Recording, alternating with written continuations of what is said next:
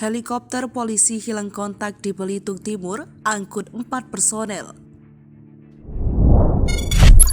Satu unit helikopter 105 P1103 milik Korps Polairut Bahar Kam Polri dilaporkan hilang kontak di wilayah perairan Kabupaten Belitung Timur pada Minggu 27 November 2022.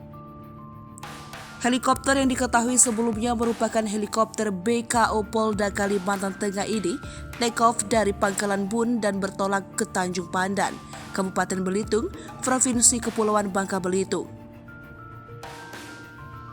Kapolda Bangka Belitung Irjen Pol Yan Sultra melalui Kabid Humas Polda Bangka Belitung, Kombes Pol Maladi membenarkan informasi terkait satu helikopter milik Polri yang hilang kontak di perairan Kabupaten Belitung Timur.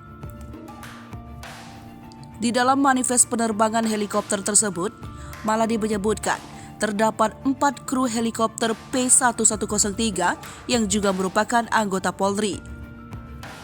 Keempat anggota tersebut yakni AKP Arif Saleh yang merupakan Kap Helikopter, Bribtu Lasminto, Aibda Joko M, dan Bribda Anam.